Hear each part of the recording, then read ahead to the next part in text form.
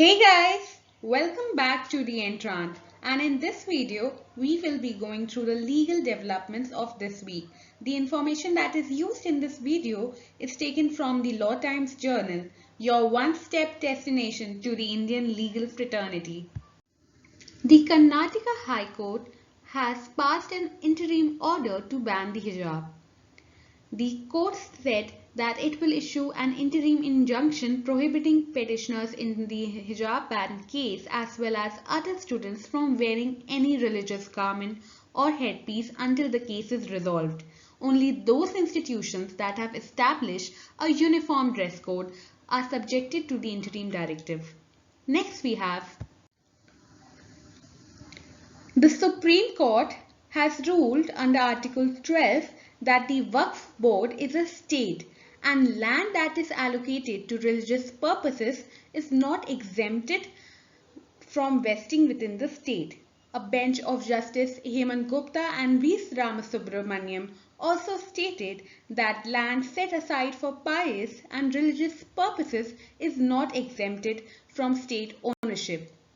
Next we have Section 498A of the IPC is being utilized often to settle individual scores with husbands and kin. The Supreme Court bench of Justice Abdul Nazir and Krishna Murari ruled that relatives of the husband cannot be made to stand trial for cruelty under Section 498A of the IPC based on ad hoc charges of dowry harassment by wife. Next we have married daughters are eligible to apply for dye harness scheme has been upheld by Tripura High Court. The division bench upholded a single bench ruling that Tripura government's exclusion of married daughters from compassionate appointment was unconstitutional and violative of Article 14 and 16 of the Indian Constitution. In the case of State of Tripura versus Debashri Chakrabarti and others. Next we have Supreme Court has recently ruled that post offices and banks can be held vicariously accountable for fraud. A bench of Justice Nageshwar Rao, Sanjeev Khanna and B.R. Gavai emphasized that the post office would be able to pursue defaulter officials for the damage caused by the fraud or illegal act, but this would not free them from their responsibility.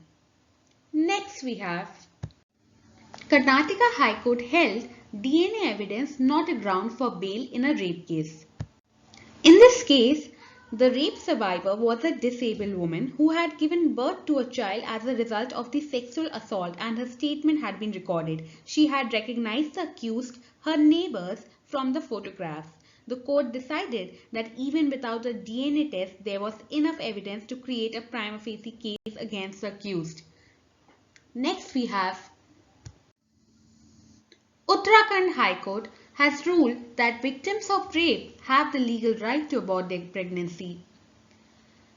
Recently, the Honorable High Court of Uttarakhand ruled that a rape victim had the right to terminate pregnancy under the Medical Termination Pregnancy Act of 1971.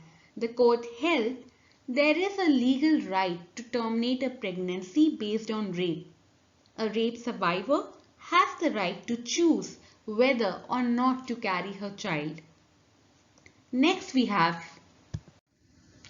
determination of compensation applying two multipliers is erroneous has been upheld by the Supreme Court. In this case, the legal heirs of deceased Rajashekharan had applied for an appeal in Supreme Court after being aggrieved by the decision of Madras High Court and the Motor Accident Claim Tribunal. The Supreme Court relied on its judgment in Pranifeti and held that the age of the deceased should be the basis for determining the compensation.